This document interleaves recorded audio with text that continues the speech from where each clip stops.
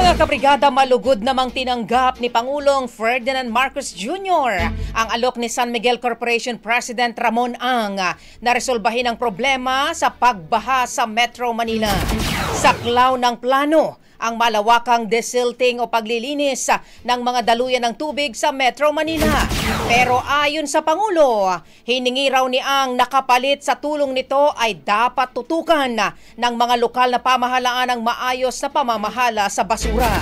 Sinabi rin ng Pangulo na naipresenta na ni Ang sa kanya noon pa ang naturang plano at positibo ang pagtanggap dito ng Pangulo batay na rin sa magagandang resulta ng iba pang natapos na proyekto ni Ang.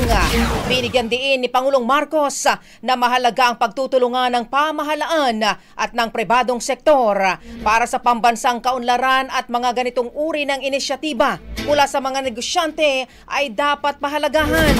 Kasabay nito tinukoy ng Pangulo na may umiiral ng waste to energy projects sa lungsod ng Maynila na posibleng gawing modelo para sa ibang bahagi ng Metro Manila at iba pang urban areas na madalas na bahain. Sa huli, sinabi ng punong ehekutibo na bukas ang kanyang administrasyon sa lahat ng alok na tulong. Ang bahaging ito ay hatid sa atin ng Yummyvit ES2 Oral Drops. Simulang tuparin ang pangarap ng iyong anak. And stunting now!